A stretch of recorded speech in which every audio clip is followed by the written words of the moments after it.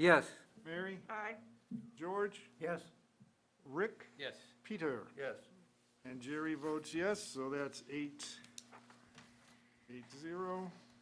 on the minutes. Great. The next item is the discussion of the DOR report. The Department of Revenue came a year ago or so, and looked at the financial planning, et cetera, of the town, and had some recommendations. And this seemed like a good time before we get into the real depth of the budget process to discuss this. So I will turn it over to Rich and/or Jackie if they want to discuss this, to start off. Either one of you. Sure. It's all Rich, okay, all Rich. Oh, Rich all the time. Yeah, it's great. That delegation is wonderful. I love it. agree with that? It's just wonderful. Oh, he's just pretending to be long-suffering. I don't have anything formal prepared, but I can summarize this and then take some questions. I appreciate the work of the DOR. Back in the day, when this, it used to be called the Technical Services Bureau, got started, I actually helped them set this up as an auditor and consultant, and kind of gave them some guidelines on how to approach this type of work. And they've done a great job. They're called upon by many communities, especially when they're troubled. That's always the standard response nowadays from select boards and town administrators, is ask the DOR technical services team to come in now. And now they've expanded, and they're a much more expansive bureau of the Department of Revenue, and are involved in all kinds of consulting opportunities, consulting type opportunities for cities and towns. So they do a good job. And I would characterize a lot of the comments in this report as pretty standard and boilerplate, which, that's just my insight as someone that's been around a long time in Massachusetts municipal finance. And so, people with different perspectives or less insight into the process might interpret these a little bit differently. But these are pretty basic things and standard things, so nothing earth-shattering in my opinion here. But there are some things that rise to a higher level than others that, in my mind, require, it's not a matter of number of comments or number of responses, it's more a matter of quality and type of response to some of these things. So the things, to my mind, that were of the highest importance, and I'm just in no particular order, but number 4, formalized human resources. And kind of hand in hand with that is number 5. It's kind of part and parcel. Number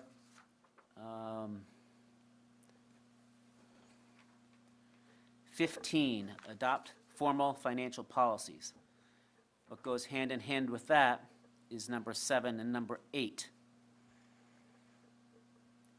Also number 9, but I have 9 standalone. That's the most common municipal financial breakdown is interdepartmental reconciliations, and cash being the most common of all of them. Or not necessarily the most common, but the most important, I would say. Because what happens is we have great segregation of duties within a town. You've got a separate treasurer that handles cash, but does not authorize transactions. They only initiate transactions when directed to do so by whether it's a payment through a warrant that's issued by the town accountant's office, who's audited and placed bills for payment on that warrant, which gets approved by our town administrator, and only receives money when they receive a cash receipt turnover initiated by a department. And on the other side, the town accountant only records things when authorized. They don't make things up. So there's great, through the general laws and standard practice that's developed over the year, there's great internal controls and really good procedures in a town financially, as long as you're executing them and following through on them. But one of the more common ones is that cash. It relies on cash being reconciled, because that's where you find when things haven't been done. Mary? Would you say that's the area that's caused the most problem with Wellfleet and Brewster? Yes and no. It's, that's a, Part of it. it's a symptom of the problem. It's a result of work not getting done, right? The reconciliation aspect of the different departments. But the point is, the larger point, which you're very astute to raise, it's important. That's how you know it's right. You know, the accountant could think that he or she records all the disbursements because they've processed all the warrants. But unless you've reconciled the cash with your counterpart in the treasurer's office, how do you know the treasurer didn't have a debt service payment that typically they'll work with their banks and debt service paying agents on and forgot to have reported it? Which, you know, shouldn't happen, but things like that happen. And so unless you're doing that reconciliation, you don't know that. Which brings me to the second point. Unless you're doing that reconciliation timely, you don't know that until you know that a year or Got a two out. problem. Yes.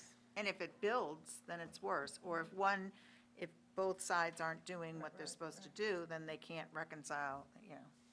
So we got a slew of recommendations here, and I would say many of them are a higher level, not so operational, which is a good sign that things are happening in the way they ought to, because if you saw a lot of operational minor thing, not necessarily minor, more departmental, operational type things, that's an indication that things aren't clicking or going the way they are supposed to.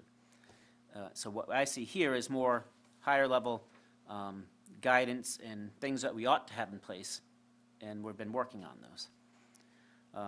So a number of these have been completed, and you know, if it wasn't me, I tend to be a little bit extra. I would say that most people would say that almost all of these have been completed, but I'm my own worst critic, and there's always work to do on lots of these things. So lots of these things I have substantially in process, but not quite yet complete, because in my mind, there's another step to go, or I like to show that we've done it for a year, for example, before we consider it complete, right? It's great to say you've adopted a policy, but then you write it on a piece of paper and you never implement it. That's not really complete, you know? Right. So you've written it and adopted it and actually implemented it, then it's complete, so.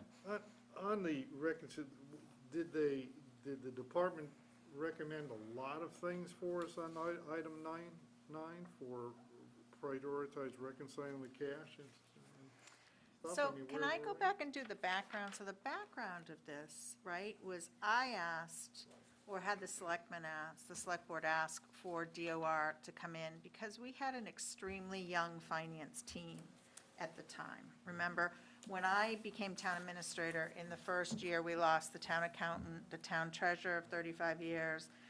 And then when we replaced the treasurer, we had a turnover. So we had a treasurer who didn't work out, and we replaced her with Susan. So when Susan came, there was a little bit of a backlog to clean up, and that continued. So her cash reconciliation was made more difficult by the prior year, and she was, when DOR was here, she was probably 5 or 6 months behind in cash reconciliation. But that was all caught up before the end of the year based on this recommendation. So I just wanted to give you context of where we were. And then, you know, Mike was a young finance director. When Rich came, he quickly started to move through this list. Yeah, no, I asked that question only, what do they recommend? Yeah, I yeah. mean, our free cash has been certified every time since I Right. moved here, so I don't see the We problems weren't that other in, people we have. weren't in grave danger, but as a new town administrator with a new team, I wanted to make sure that everything was going to be okay for the close of the year. In other words, I didn't want to go into a second year with a problem. I wanted to make sure. So that's why I asked for this to be done. And they were, you know, helpful and encouraging, and was a very good experience for us, I think. Well, it's good for you to know where we are. Yes, It yes. needs to be taken care of. Yeah, and this is just like a kind of a war story, but it's an example, and it encompasses a couple of key points that are important. Back in my day as a consultant, this cash reconciliation recommendation, very common throughout Massachusetts. And so different cities and towns have different ways to address the issue. You know, the best way is to have someone that can work with your treasurer and your accountant to make sure that they have solid procedures, have the training and the knowledge to actually execute it themselves and carry it out on a day-to-day basis. That's not how a lot of towns do it.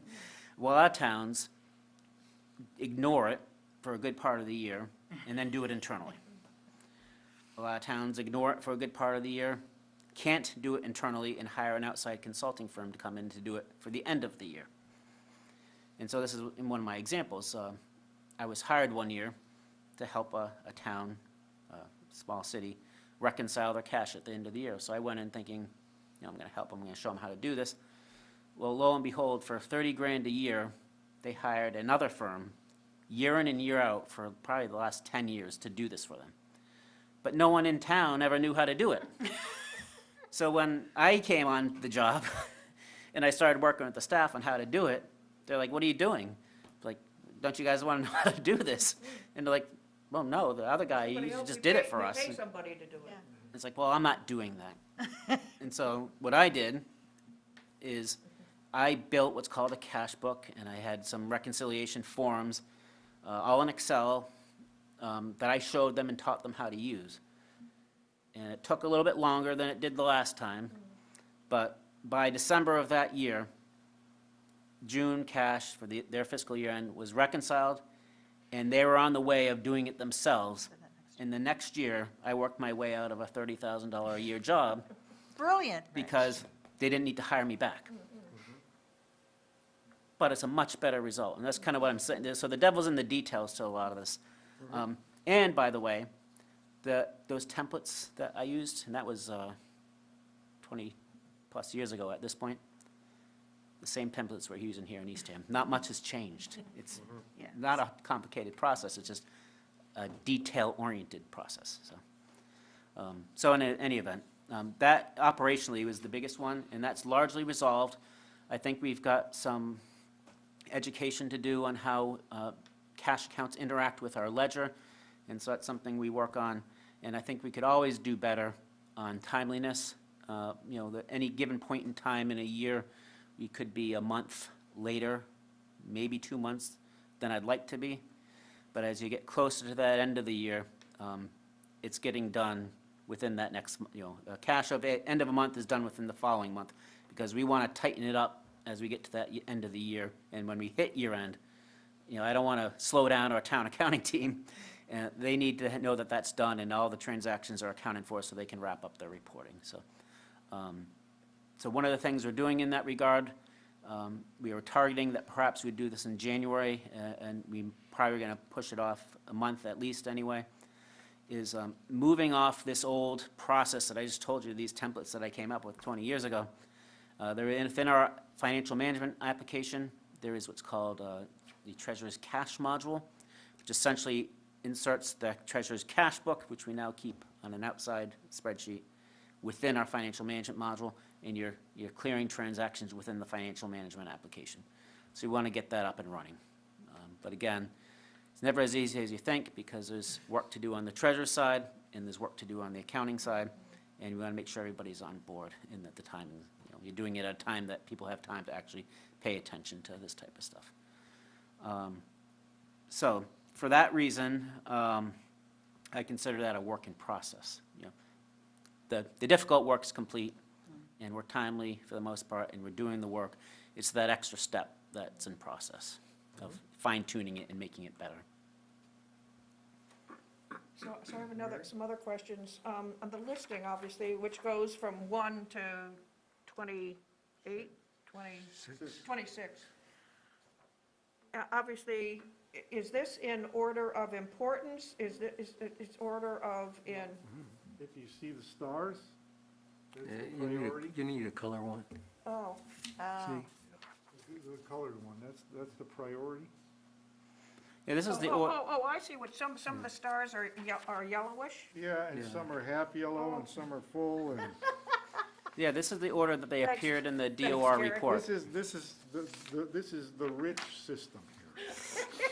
So the DOR issued the report, it's on their website, and this is the order that they listed them Oh, that's what I was wondering. So I yeah. simply listed them in their order so we, could follow Okay, along. Okay, okay. I added these are my priorities.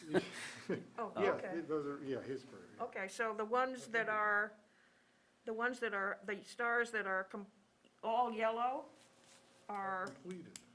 are, Oh, so, no, no, those in are process? Top priority. Top priority. Top priority. Some are completed, some are in And process. then partial, are there some that are Yeah, so you got full, half, and not. not? So the ones that aren't at all colored, that's the lowest priority, is that how it goes? Yeah, Okay, thank you. but, I take exception to that comment in a little, is that they're all important. It's Yeah, just, yeah, in yeah, the no, but context of all these things, right? Some are more important than others. I so. just wanted to get your feedback on. Jerry, how I to- think how to read it. Steve's has a question. Steve, I'm sorry, yes? Thank you, Jerry. Thank you, Rich. I have two questions, if I may. One is, the chart has complete, in process, and under consideration. That's helpful. Were there any recommendations that when you and Jackie looked at, you said, nah, we don't agree? Yeah. Well, of all the items, it's not that I don't agree. It's a throwaway comment, number 25. It makes a lot of sense, it sounds great, and you see it all the time. But it's not as easy as it sounds, A. And even if you get through that and you do it, there's work to maintaining an OpenGov type of application. And matter of fact, and I haven't gone back and checked, but when I did this back in August, when I heard that you guys wanted to maybe go through these comments, I went and I checked on the status of these things, including that one. And their report listed 3, maybe 4 towns. It listed, I think, Falmouth, Provincetown, and Sandwich, So, Um, and Chatham. So those as towns that did this. Of those towns that they listed, I think 2 or 3 of them no longer used it, or 2 of them no longer used it. One shifted and did something else, and it was 18 months out of date. And the best was Provincetown, still using OpenGov, and that was 8 months stale data. Because you need people Rich, to, is under consideration a gentle way of saying no, but you don't want to say no? Or is that only unique to OpenGov? I'm just trying to understand if there's something you actually don't plan on doing because you don't think it's a wise thing to do. no, I'm pretty straightforward. If I was going to say no, I'd just say no. So it is under consideration. But it's also one of all these things here of lowest priority, at least in my mind. And not that I couldn't be changed at the select board or the Well, finance based on what committee. you just said, I certainly wouldn't recommend that you do it. So What's that? I don't get it. Let me get to my other question because I don't think I'm getting anywhere on this.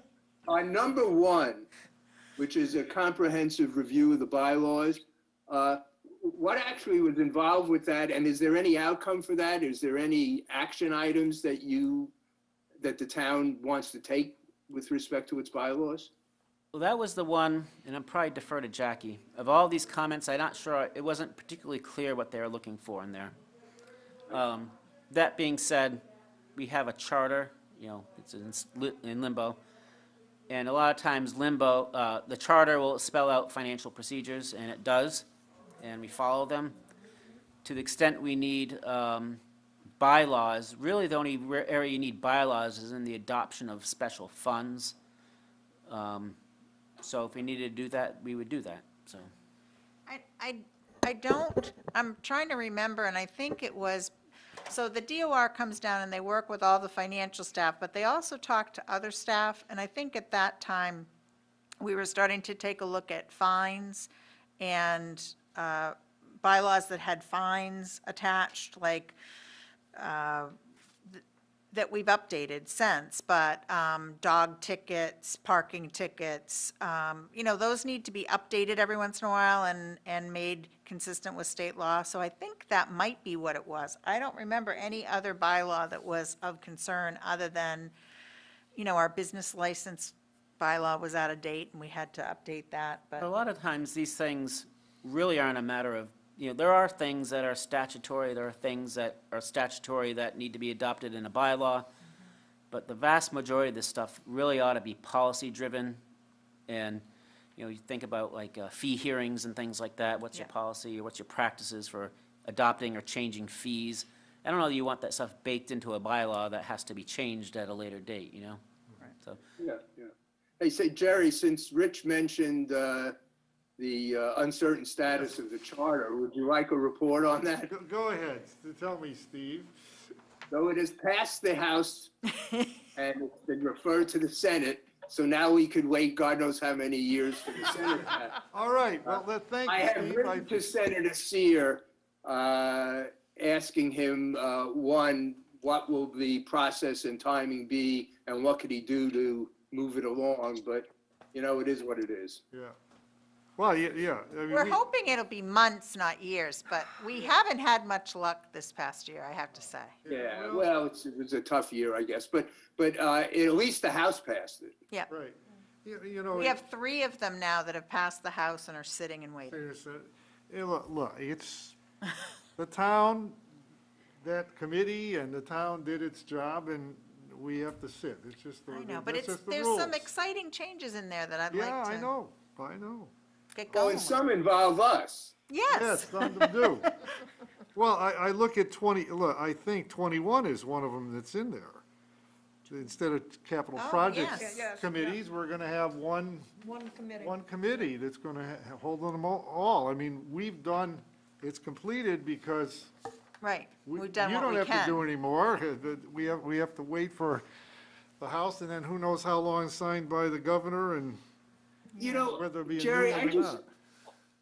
I just thought of something This that, is pretty close to being. just done. from this conversation that I hadn't thought of before. that's why it's so fun. What do we have? 3 or 4 committees going now, maybe more?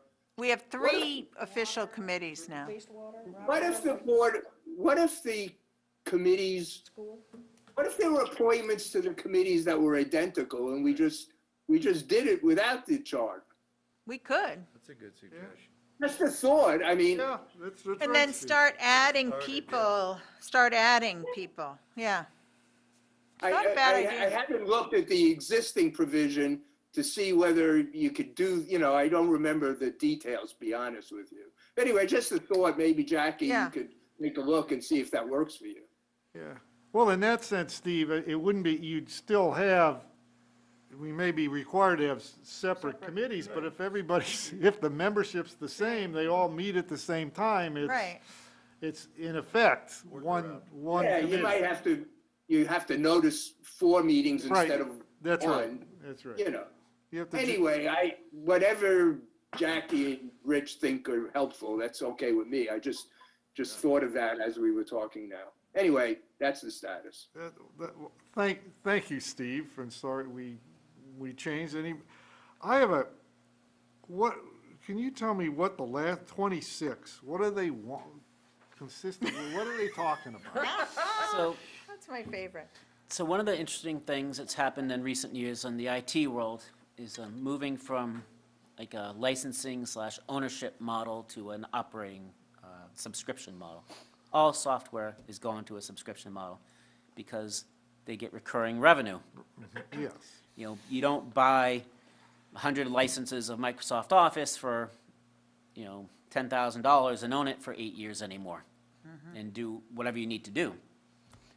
You can't do that. You need to buy, you have a new employee, that employee needs to pay, you know, we need to pay, you know, whatever the fee is, $40 a month for Microsoft Office with the email, and so it gets expensive. Every time you add someone, you gotta up your subscriptions, your seats that you're buying, and it's a recurring monthly charge. And there's work to that too, because now you get an invoice and you gotta reconcile it, making sure you know, you don't wanna have extra licenses that you don't need, you don't wanna pay for things you're not using. right. So, when you have that model, instead of having, I happen to have rbienvenue@eastham-ma.gov as my email. Jackie's got a personalized one as well, but our clerk doesn't. Right. it She goes town has clerk. a Like We have town like clerk Town at clerk Eastham. at Yeah, Eastham. assistant help Assistant, at, yeah. Assistant town, yeah, yes. And so there's some inconsistencies, and that's why this is under consideration. you know, if we had the time and, you know, if we made this if it became a priority, we had nothing better to do, we might try to think of a little bit better of a system. But the answer to that might be of all these, that might be the one that should be a no, because, you know, we do it that way. For a reason. Like when our HR person started, she took over hr@eastham-ma.gov, which provided for great transition. She had all the emails related to HR matters from the prior person that was handling HR. And we didn't have to add a brand new, you know, we didn't have to change it from that person's name and get rid of that account and create a new account for a new person. So, So for network security, for IT, for our ability to be consistent from one employee to the next, it makes a lot of sense to do it that way. But some people don't like it, and Yeah. well, the latest thing really is, and we're undergoing a website upgrade now. And actually, we're to that point, we just had this discussion, you know, who should we list on the website, you know, and how to contact them.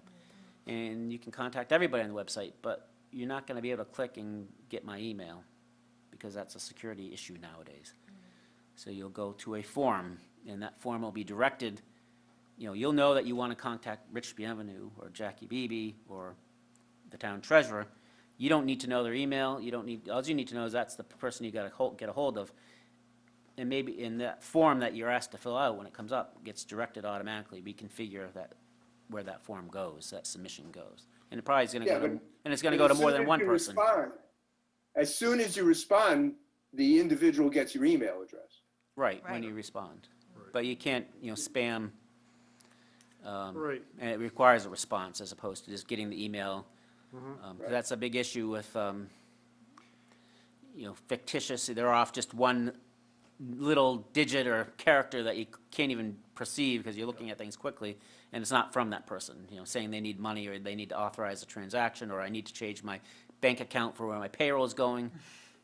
And so we have procedures in place for things like that. We don't allow that, for example, anymore. If you want to change your bank account, you need to come in and give us the form manually, in person. And, or if for some reason there's an emergency and you can't do that, we have a process that we need to confirm it at least twice. Good. So, Have you ever had anybody's email hacked? oh, God, yeah. it's really not a lot of, Not recently, not for the past and not for the 3 hacking. years. As that your email gets hijacked, more along the lines of your email gets copied. And this happens in every single town. We had in Yarmouth, I had thank God she called me. An admin person, one of our departments got an email from our, I won't say who it was, but their boss, saying, I'm in a meeting, I'm busy, I can't get out, but we wanted to give this award thing. Can you go to the store and get, I forget, $125 gift cards?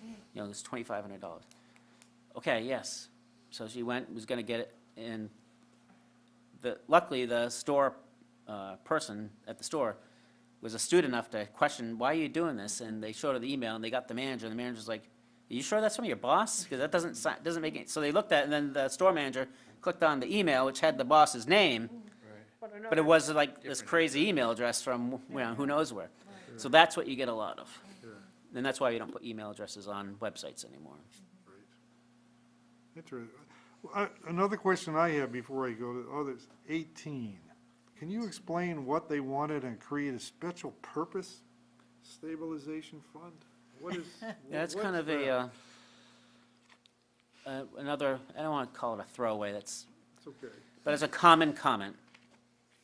And I'm not a big fan of, you know, I always call them the special snowflake funds. Everybody's got to have their own fund for their own thing. We've got plenty of funds in a town, and we can account for pretty much anything without adding extras.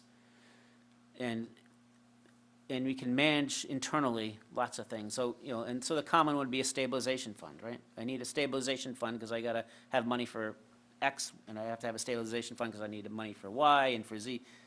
Well, you could just do X, Y, and Z within one, right? Why complicate it and have multiple?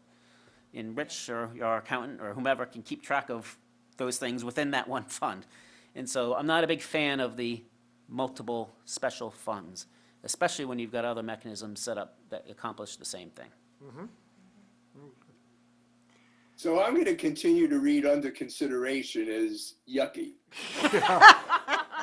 Sorry. You may do so, Steve. George? Rich, do you have any kind of a time frame when you hope to complete this list? Or is this going to be an ongoing, indefinite project? It's indefinite. No, all the financial management, high-level financial management comments and policy comments are substantially in process, and, within the year ought to be done. That would be my priority. Another, And HR we did listen to. in HR, Procurement, HR would be one that is in a longer term, not because, like I said, if I was like most people, I probably could just say that HR one's done. But again, I'm being a little bit extra. I just think we have a lot of work to do in HR, not because we're bad, but just because it's the highest impact area we have in administration. It touches something and that something changes every day and needs to be managed every day. So getting to where we want to be on our HR practices is going to take time, because that involves, cultural changes, how we approach things, our hiring process, our disciplinary process, our managing expectations, how we provide for our employees to do work is a hugely changing environment right now. And then down at the bottom, implement a human resources information system. oh my God. I agree, it's something we ought to do. But until we get some of those basics, you're putting the cart before the horse there. So we want to get some things tied down first, then we'll consider that. But here's the other thing. A lot of these things are great. Technology is great, and technology is going to save us administratively probably a lot of time in a lot of areas. But it also costs a lot of money. So implementing an HR information system is probably a $20,000 to $35,000 annual endeavor. So is it worth, it's a cost-benefit analysis, is what you're getting worth what you're paying. And that's why I want to tie down the basics first, to see what incremental benefit are we getting that we aren't doing otherwise. Any other, Roy? Yeah, Rich, on number 15, we discussed those financial policies in meeting, I think in October. Are you pretty close to buttoning that one up? Yeah, the select board approved them as well. Okay. So they're in place, and this year's budget process is following those, guidelines. And when we communicate the budget, we will highlight those policies and how they've impacted the budget Right. process. So it's incomplete in two senses of the word, I guess. One is, it's great, as I said earlier, it's great that you've adopted them and you have them. Let's implement them and make sure they're working. So that's this budget process. And then the other key piece of that was your general financial management policy, which said that all the town's financial offices ought to have documented financial policies. And, we do on the important stuff. And not only, in some of those are documented, in some of them are a little bit more informal. So there's a process we got to go through of formalizing and more fully documenting. So I'm not only just policies, but actual procedurally Process, yeah. and process, how do we do that? So, documenting, and these aren't the things that we do and then put on a shelf. These are, how they do their day-to-day work, how you onboard an employee, and how do they know what they're supposed to do, because we have good documentation that shows a process of how to process an invoice or things like that. So that's a little bit more work, and that'll be ongoing for a while. One of the things I'll be talking to our finance staff about in the new calendar year will be inventorying all those processes that we want. What's our universe of policies and procedures look like, and how can we document them? So we've got a lot of them, but now we just kind of have to formalize it. It's awesome. Any other? Oh, I have one final question, I think, on number 10. I know that the town has been, you have taken a long, taken great steps on trying to clean that up, so I'm just wondering what's left. So it's you're constant. reading my mind, so this is a great segue. So I has almost interrupted you to say number 10 is a good example of internal practices and procedures that we got to document. So the reason that's in here for the DOR's perspective is when they did their review, I think we were probably at least 2, if not 3 years of years. not having done a tax lien. So for those of you that aren't familiar, your property tax bills are due on, whatever date they're due. But if you don't pay, there's a collection process that happens. So I want to formalize what that collection process looks like. When do we send out a demand notice? What's the notice look like? How often do you do a phone call? Things like that. But at some point in that process is you need to, so what a tax lien is, it's a recording at the registry that this parcel owes property taxes.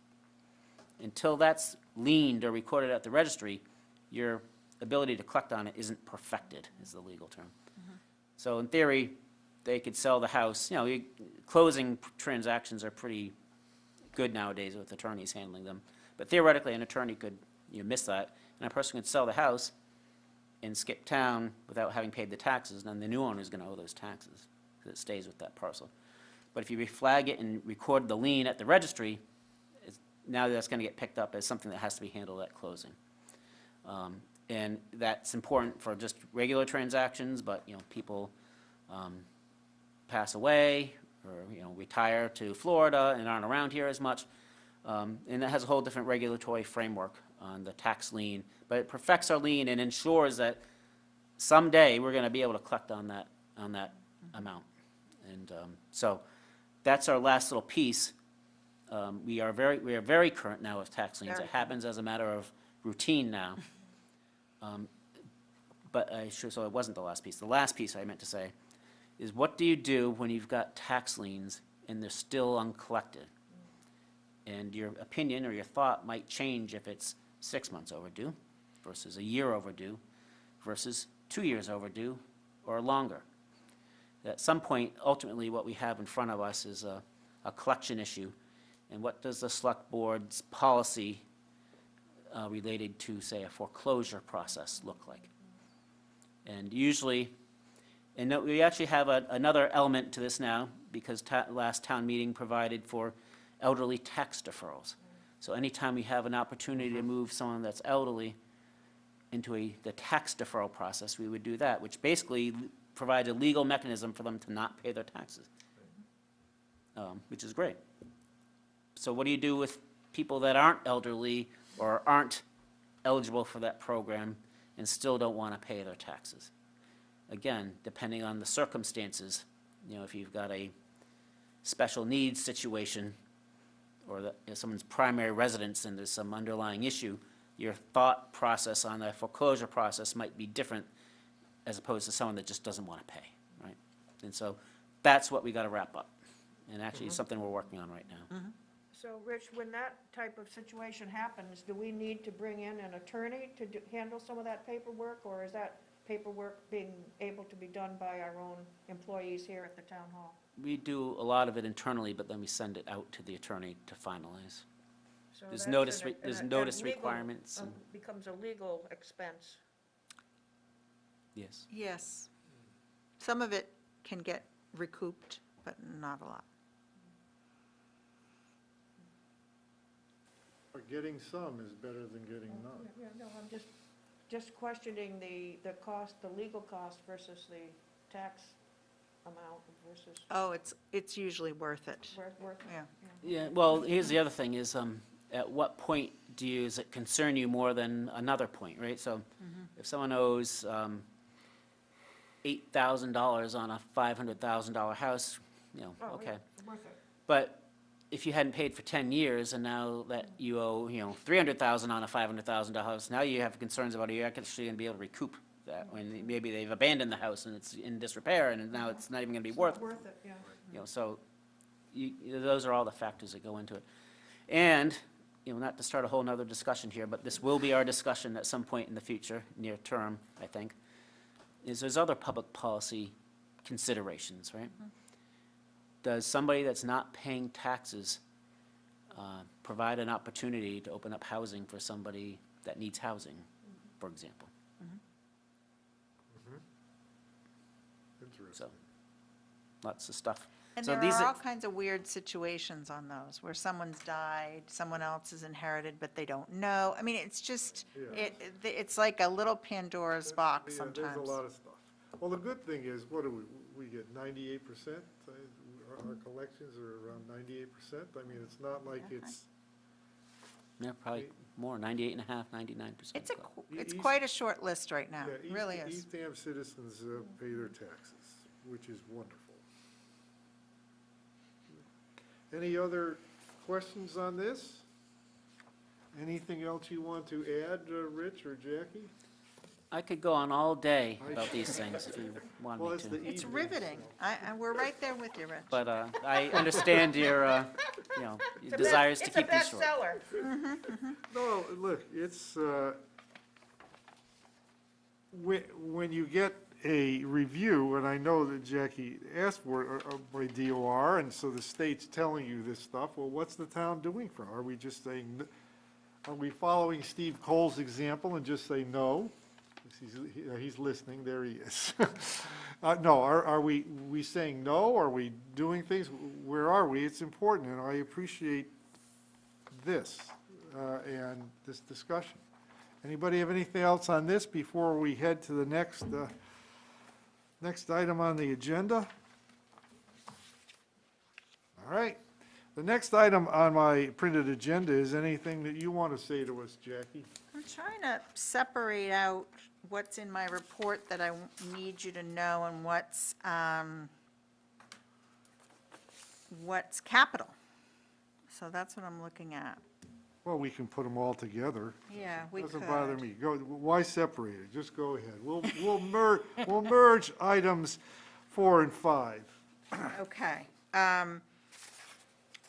So, just a few little things. So, community development staff is looking at a way to make the outdoor dining that has been allowed during COVID a more permanent thing for the businesses who want to invest in that.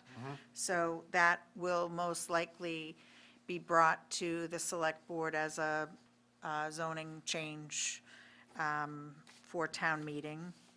We also have 4 zoning changes that will be, I believe, are going to be recommended by the new zoning task force that's been at work for a year or so. And those will most likely be around zoning changes that will encourage housing of a certain type in certain places. Also, just assuming by right building with some different types of dwellings like we've done with the accessory dwelling unit, and working on a new bylaw that will allow us to keep open space and get some density of housing in the same parcel. So those are all going to be coming up over the winter. I believe the zoning task force is going to present all those to the select board sometime in February. So there'll be warrant articles that you'll all have to take a look at later, so that's why I'm telling you about it. So we expect that for the You town can meeting. Jackie? expect Jackie, a lot of zoning activity. Yeah, Steve? Will the planning board receive, don't the actual zoning changes have to come from the planning board? Right, so how it's been set up, this is totally unusual, and you're absolutely right to ask the question. The select board created the task force to do some work that they felt zoning and planning and our staff weren't able to do, because it's a lot of work and it's tedious work, right? So we developed this task force, like we have on a couple of other issues, to spend intensive time looking at these, and they've come up with it. During the process of that, the staff person who's assigned to it, Paul Lag, our community development director, is updating the planning board with what's coming their way. So they've been tweaking and looking at these, or they will be, but the select board has to formally approve them and send them to the planning board with a vote.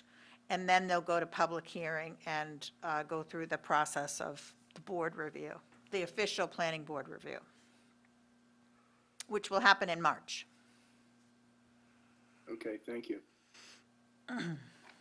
Sorry to interrupt, Jackie. No, no, it's a good question. It's not a complex process, but it's definitely a very specific process that we have to follow to change any zoning bylaw, even if it's a minor one.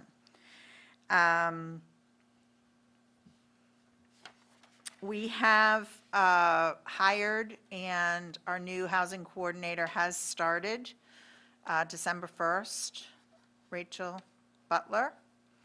And she's wonderful so far, and Paul had a long meeting today. She's meeting with the trust at their meeting tomorrow, so far so good. I'm trying to just pick out anything that's not little capital projects. So the Tea Time Town Center Plaza COA master planning RFP has been out in the community. We've gotten a lot of responses, a lot of questions on it, so we know that some firms are interested, and that is due back to us next Wednesday. Staff and some other assigned people will be interviewing those candidates and going through the process of selecting the master planner, which we hope will be done by the beginning of January, and they'll start in mid-January for that year-long process to make some recommendations on those parcels. Will you be able to share the RFP? Yeah, the responses, No, the RFP. it's on the website now. It is on the website. Thanks, Jackie. Yep. And we did receive a grant of $75,000 for that initiative from the state. We're one of 16 communities that received it. And that's part of our One Stop for Growth application process now, where we're sort of in the loop with the state, and we can do one application to get some of these grants. And we also got a smaller grant to do some revitalization at Tea Time. So this winter, the DPW is going to be laying down paths and benches for, to make it more park-like. We'll also be clearing a space, the paved space for the recreation program to use as, a court for some activities that they want. Two other engineering projects are going forward. One is the Cape Cod Bay Regional Shore Management Grant. That's a roughly $260,000 grant from the State Coastal Zone Management. This is Phase 2, and it is a collaborative grant between East Tamwell, Fleet Truro, and Provincetown. Our special projects manager, Shana Brogan, has worked through the first iteration of this and now is in the second. Basically, it's the 4 towns working with the Center for Coastal Studies and other coastline shore experts to begin to develop joint management activities, regulatory and management activities for all 4 towns to address sea level rise and erosion. So basically, all this next phase, all the DPW directors will be getting together to talk about the mechanisms that they use for sand management on the beaches and revetments and all of those things. The first iteration was getting our conservation agents together to work on how they can synchronize, sort of collaborate on regulations so that we're all saying the same thing.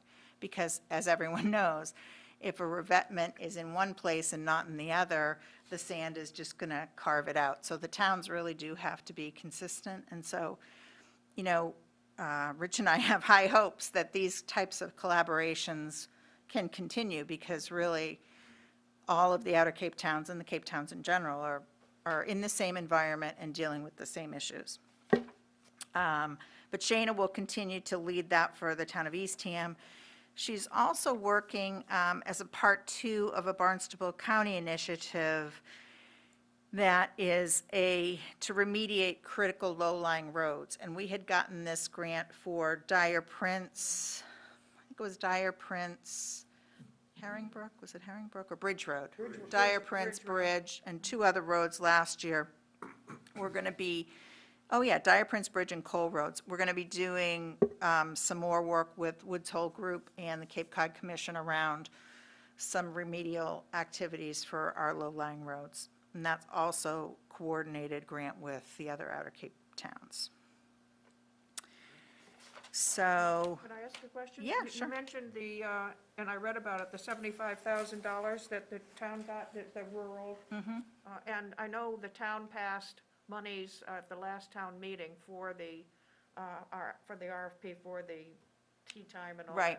I think it was 50,000. 50, so we have 125,000 between those 2 funds. Right, right. And then were we to need more, we did build some of that, some funds into the borrowing for the Town Center Plaza as well. So I don't know if we'll need those, but it's there if we need it. So most of that money, the 75 and the 50, you're planning on using for the, This year, yeah, for the RFP. yep. Thank you. So now for regular capital.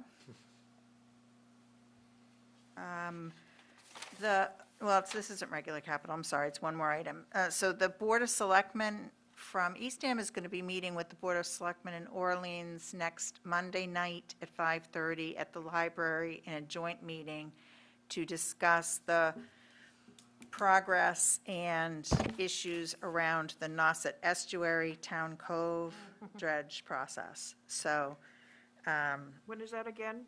next Monday, the Monday? 13th at 5:30 at the library. Thank you.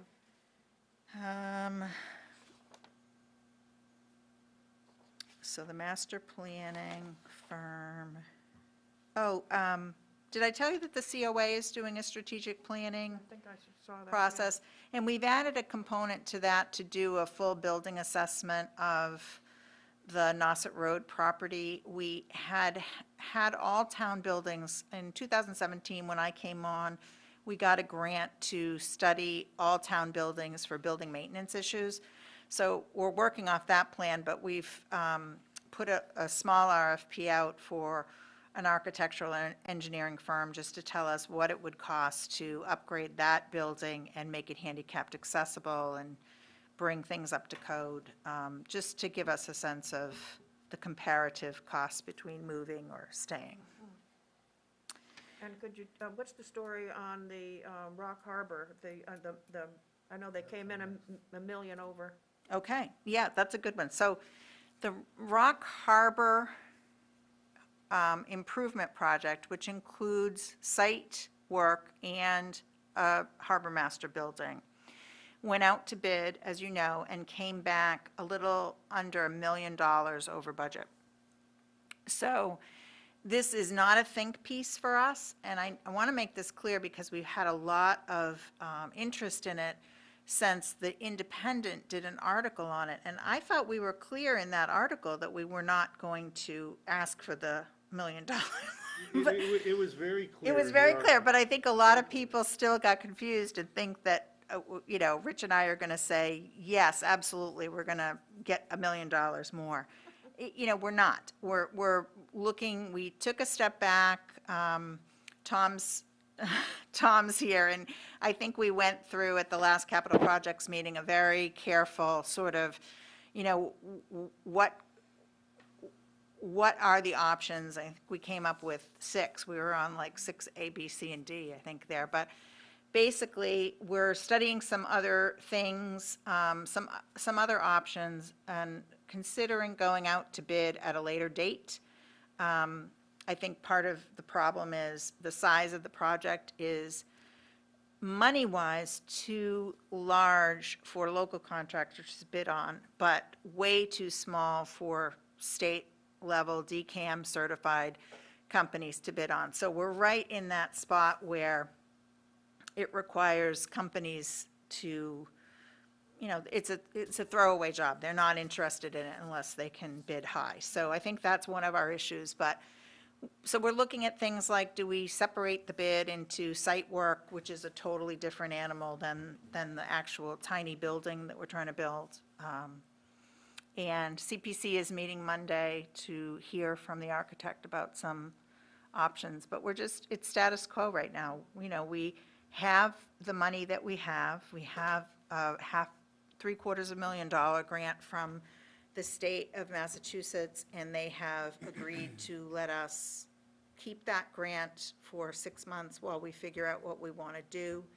And so we have $1.5 million. That's what we have. So we're going to do it with $1.5 million. Right.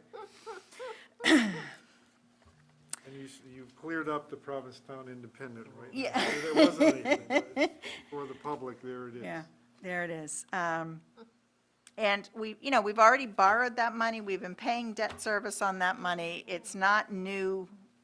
There's nothing new about this project, and there are no new expenses with the project. If we have to, we'll do the site work and, keep the Natural Resources Department at the DPW building for a while until we figure out the next step. Were you totally shocked that it came in so much higher? Or You was the know, architect? It's the first thing that we've bid in terms of a building since COVID, and, everything is so crazy and everyone is so busy.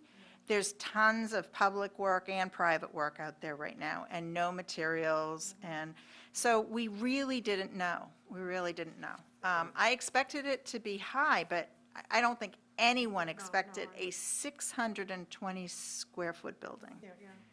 There's only one bid too, right? Yeah, Only to one be. One bid, that tells you something too. And it was from a contractor who normally does the landscape engineering, side. So my sense was they must have collaborated with a builder, and so they're adding those costs on, I don't know. Yep. But, yeah, it's a Thank you. tiny building, and it's not a complicated building. I mean, it is up on pilings, but there are a lot of houses up on pilings now that, Yeah, so, Was it a local bidder? yes. all right. Excuse me, Jackie? Yep, Tom, Tom, One other thing to share with the committee is that among the things we talked about as a possibility to at least explore was possibly looking at a prefab building. yep. Again, just to look at that as an option to see if it made any sense at all. right. Yeah, let's see, any other? And wastewater will have the draft management plan. Right now, we're working with the consultants to get a sense of how much it's going to cost to take their draft plan and do all the technical and field work and water testing to sort of identify next steps. So once we get that cost, we'll be sharing that draft wastewater plan with the select board and with you guys, and I have a question on that, Jackie. I know the Cape is looking at the money, the Recovery Act monies, and one of the first things on there was water and then wastewater. Do you have any indication of what amount somebody like us would be able to receive, or how that's going to be handled or No, I divvied don't- up? Or we know that it's supposed to be unveiled in January, but, Well, it depends on how they end up going, and I was very hopeful that what we would end up with, I was advocating with some of the folks at the county that they just don't have this project application process they're contemplating. Just send the towns the money. just give it to us. Because, we'll spend it within those three things, because everybody's got those three things. everybody's got those Yeah, three yeah. things. And that would have been easy as well, because basically what they got is twice what we got directly. And it was just a quirk in the federal law, that when that law was established, that funded the ARPA money, they did it on the basis of counties. and then all the communities in the Northeast, because in most of the country, we're doing at a county level government. And then people in the Northeast stood up and said, well, you know, we got towns. And so the bill got amended to give towns directly some money, but never took out the fact that the county, in Barnstable County is one of the few left operating counties in Massachusetts. So Barnstable County basically got double the amount that each town individually got. So, well, Eastham got $500,000 directly. Barnstable County got roughly $1 million of that 41 that they got because of Eastham's population. So my argument would be, just send us the $1 million. As a matter of fact, I made an argument, send us more than $1 million, because we've got the same issues, but less capacity and a higher cost, because we're at the end of the earth to deal with them, so we needed a higher allocation, and people seem to be receptive of Yeah, that. they went for But it. then the assembly and the commissioners are now kind of butting heads on, you know, politically how to disperse those funds, so. But in any event, regardless of how they do it, I'm targeting, in my mind, the $1 million. And the timing? Should be fast. Yeah, well, it has to be spent by the end of 2024. And so they want to do probably 2 tranches, one for money they've received already, which is roughly half of the 41, and the rest later. And, you know, and that money is sort of, you know, it's out there. We know, we have the 500,000, and we know that there's this money, but how to allocate it is, until we know what the What we're total gonna- amount is. That's right, you can't We allocate. certainly have plenty of these projects to spend it on. It will not go towards Rock Harbor, I want to make that clear. Very good, Jim. Okay, That's but right. Wastewater, certainly, we could use it. Wastewater, we have a lot And of so it. remember, you know, financing wastewater, we have the 25% contribution from the county, and so, you know, in the capital plan, Rich is going to be carrying a number for wastewater, and, you know, we'll talk about it with you. Don't panic when you see it, because it really, there are a lot of other A lot of ways to. stuff, yeah. One thing on wastewater, this is not on the capital projects, but the town passed to the health, $900,000, I think. We're doing a study, and one of them was the permeable barrier test right by the Salt seashore, pond, Salt Salt Pond pond. Visitor Center. Salt pond, When we look at this, and I think that I've heard that, you know, that's nice, but it's not gonna work, we're still gonna have to put in a Well, it's doing wastewater great. system. I know So it's that's good. doing great, and we want to do more of it, but it's not going to it's not going to clean up what we have What to we clean need. up in the south. Right, that's one of the questions okay, that's good, one of the questions I had, is it makes sense to keep testing and doing that if we have to put in a wastewater system, wastewater collection In system? addition. Yeah, in addition because to it, once yeah. you see the draft plan, it will reduce what we have to sewer. So if we have the permeable reactive barriers or the innovative alternative treatment in certain areas, it will reduce the area that we have Okay. to sewer. Thank you. Makes our Costs. costs a Cost little drop. bit less. Cost drop, Hey, yeah. that's good, I appreciate it, because And I it's thought worthwhile, about because it's a that. useful, innovative treatment. Yeah, It's yeah. one of the ones that is working, Right. so. Yeah, no, it was just a question that came with, if you have to put in sewage treatment plant, do we continue to spend money on Yeah. this alternative?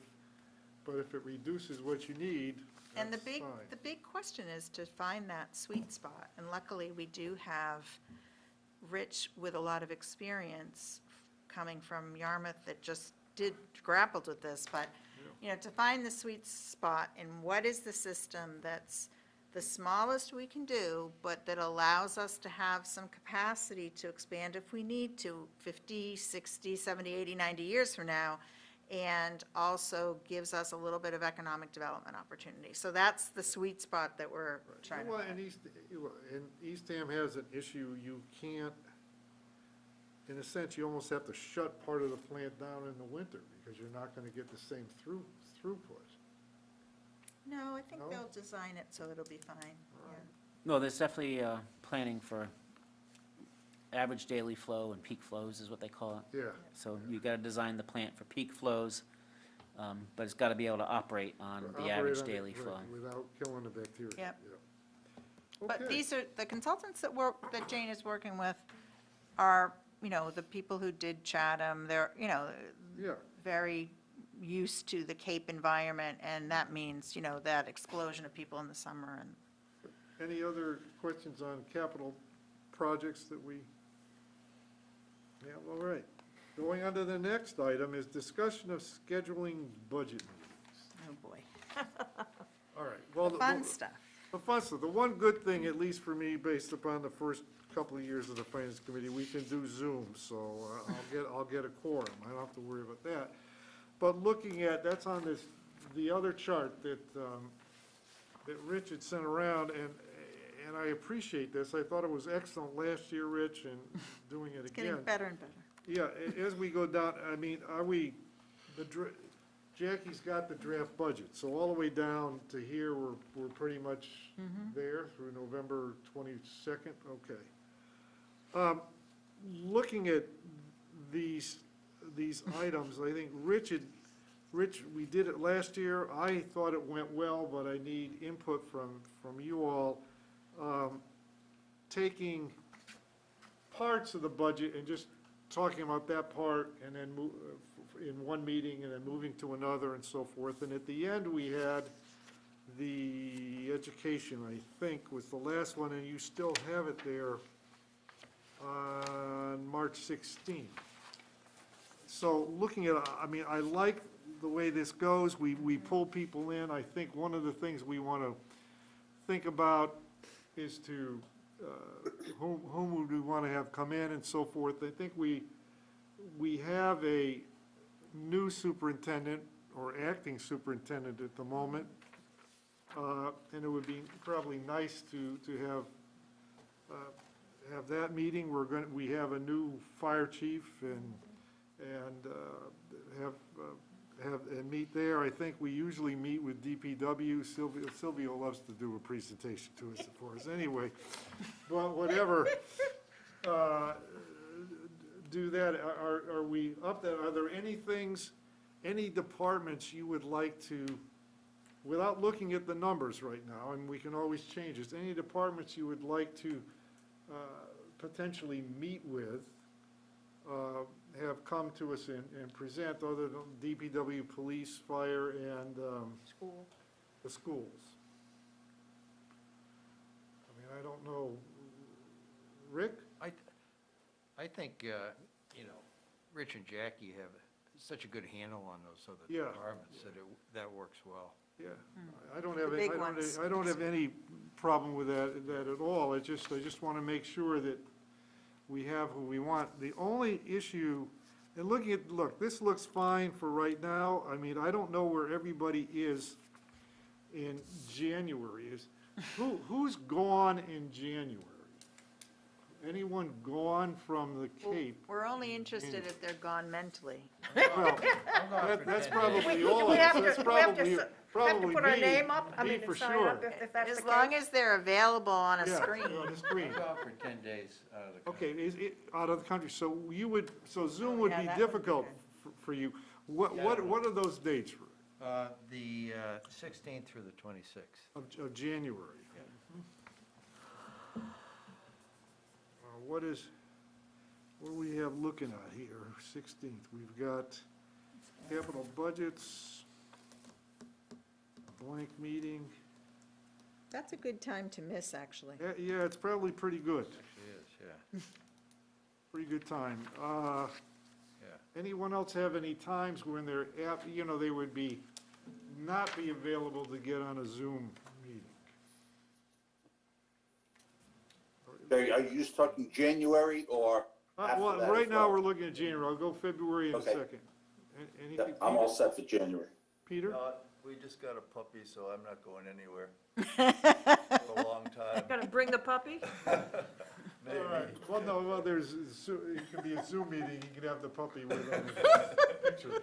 Okay, George, I'm probably going to be driving to Florida January 30 and 31. I don't know, I'm not even sure what days of the week those are. I think one's a Sunday and one's a Monday. Yeah, Should But be safe. I would be in a car, so that wouldn't be yeah, that would, available. yeah, we don't want you to crash. Sunday, Monday, Tuesday. Let's see, do we have anything scheduled on those? No, there's nothing that, No. nothing in Rich's idea that would do that. We're going to have a New Year's Eve budget meeting, but we've decided to put it off. New Year's, December 31. What about February? In the sense of being away and not being able to be on a Zoom call or meet here? And who knows with COVID and whatever, whether we can meet here and whatever, but we at least can do Zoom. Anybody have any dates in February that are just bad? Yeah, I have a bad date, but I'm not traveling, but I have a conflict, and that's February 2nd. 2/2, okay. We had one scheduled for the 2nd, right? Potential. Potentially. Well, it's a potential one listed on the second page of the Yes, at the chart. top of the second page, yeah. All right, we'll. But and these have are- a- the 9th is a regular meeting for us, isn't it? The 9th is the second, yes, would be a regular meeting. Right. Date. Now, the other is, now Rich has been, now I don't know Jackie and Rich's schedule, so I'm not gonna, but he's always picked, for us, Wednesdays. Now, the joint meetings are generally Mondays. on Mondays, because that's when the select board meets. Right. But are there dates that are, like, for example, if Steve or people can't meet on the 2nd, are you available potentially on the 1st, on a Tuesday, or the 3rd on a Thursday? To try and keep it moving? Is there any? Jerry, the conflict on the 2nd would not prevent an earlier meeting in the day. Okay, In other words, that may be inconvenient for everyone else, but I'm just saying, okay, it's the end of the day meeting that would be a difficulty for the 2nd.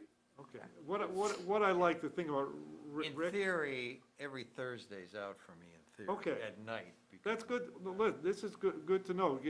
Look, I would like to schedule meetings where 9 of us can be at them. Sometimes you can't do that, but that's what I would like to do. All right, so we'll look at that and work on that. March, what about March? Now, when's the drop dead date? I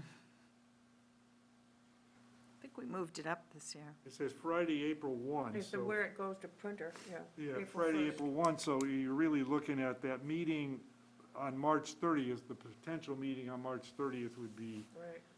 the final date. So anybody have any, the only issue I have with the schedule is fine, and we'll talk a little bit about it. I know where guys can't be there, maybe we can switch a date a little bit, is March 16th.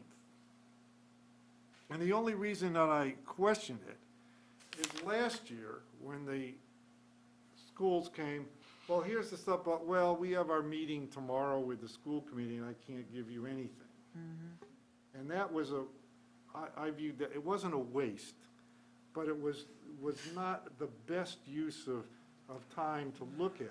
So I don't know, I think when we look at, for March 16, when we look at the schools, we have to find out when the Nauset School Committee's meeting, when that final meeting is, and when their final budget meeting, and try and schedule it after that, if possible.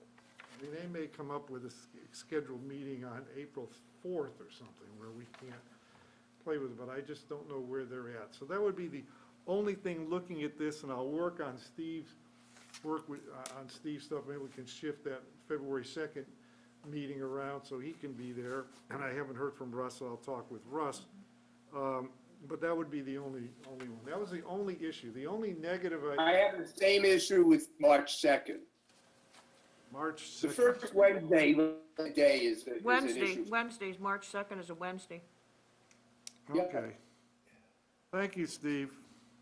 The first Wednesday of the month, When do we usually get the I preliminary prefer budget? not to have the conflict. Okay. Maybe early February. But as you say, sometimes you have to do it anyway, so I get Right, it. something, yeah, this, to Steve, it gives me time to Gives work us on it. February 2nd and March 2nd are a ways off. February 1st, I have cataract surgery, but Aha, I know, you noticed me with trying to learn how to do this stuff. Yeah, Is there something about the school budgeting that prevents them from coming in any earlier than Thank you. mid to late March? I mean, as far as it doesn't give us much time to review. They don't give us any time, it would be. I agree.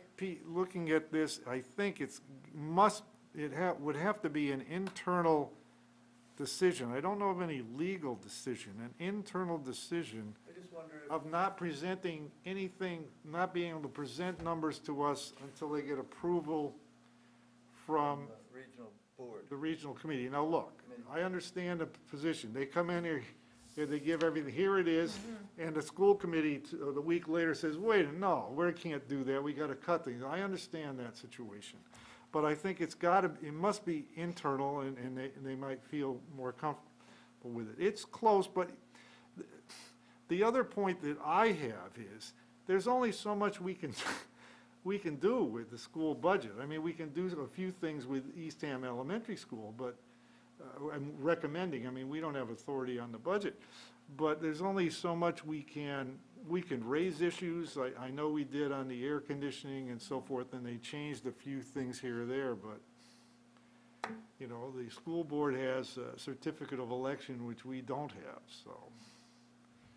But, you know, Jerry, the other problem, from my perspective, is on a number of occasions when we've had those meetings with the schools, we come to a meeting like tonight, and then they give us the information. Yes, okay. And we have never seen anything before we sit here and get all this paperwork. I mean, they pass out, you know, it's a Yes, yeah. piece upon piece upon piece, and we've never seen it before. Well, we usually get the first iteration sometime in February. But Right. it doesn't have a lot of detail to it, right? So that's the frustrating part. So we'll get this big book with all the missing pages, Right, right? Remember, we used to give you those books and then we stopped because it was like stupid. Nothing in it. So we can give you that, but it sort of will maybe what's good for us is that it gives us a sense of what the percentages are, so we know where we are.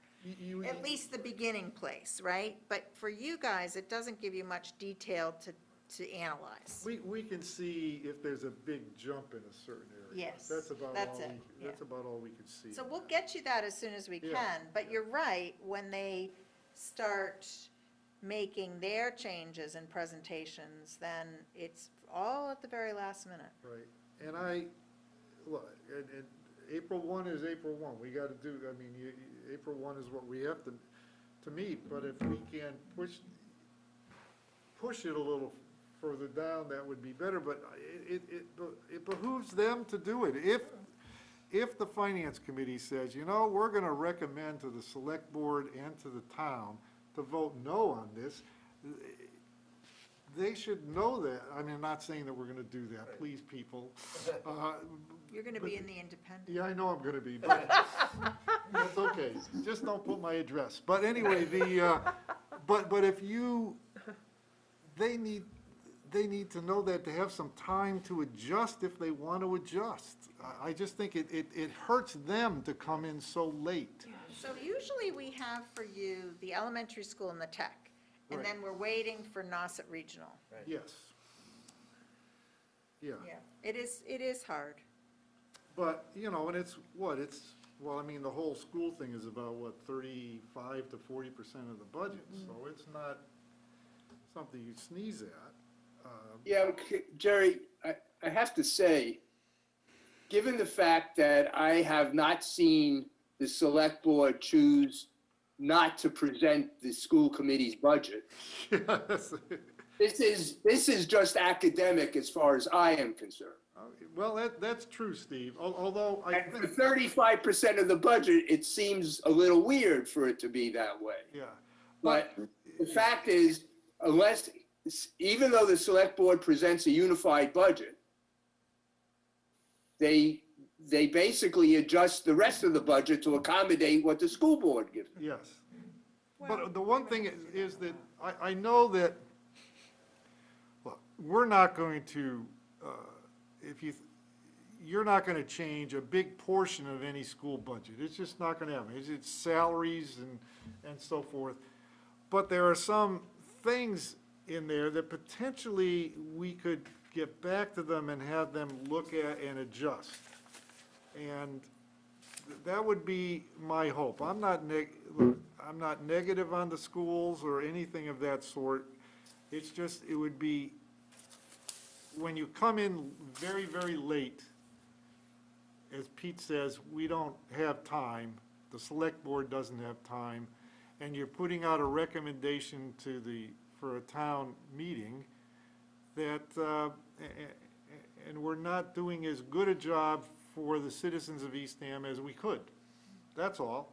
And if we get a little earlier, we can do it. And it may be, this is wonderful. I mean, and that's fine. That's a good, that's as good a response as this one thing is wrong or not. But you're right, Steve. It's difficult, and it's also difficult because unlike the town of Eastham or any town on the Cape, if the school asks for, and I'm just going to say a number, $1 million, and 500,000 is for this, and 250,000 for that, and 250,000 for another, they can just shift the money around, because you just give them $1 million, and whereas you can't, Jackie and Rich can't do that. They can't shift from one to the other. They need approvals.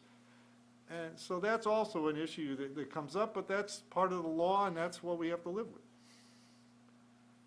But something that might be able to be done, and I don't mean this year, but in the future, what I would like to see is the select board looking at the whole picture of the total unified budget to say to that department, the school department, let's talk about the elementary school right now, we're putting X dollars in our budget for you unless you make the case you need more and make the case on why you need more.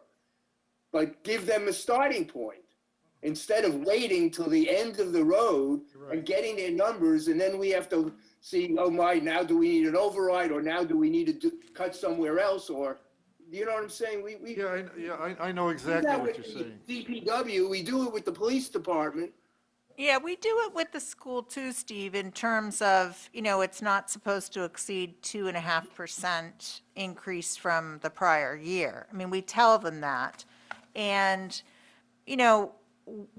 I don't know whether we've been fortunate the past few years or they've just been looking towards the new building project and giving us a, extra special break, but we have not, they have been doing well in the past 3 years, coming in under budget. So, we carry a certain percentage in our budget, hoping that they will come in under that and we'll have some savings that we can put towards something else. That's how we usually do it, so. Well, that's good. I hate to be misconstrued. I'm very supportive of what they. No, I know, I understand. The whole process is frustrating because it is, I don't, when you're dealing with 4 towns and the 4 towns have a very specific timeline, you'd think that the agency that is providing services to the 4 towns would get on our schedule. It would be nicer if they could jump on our schedule. That's all.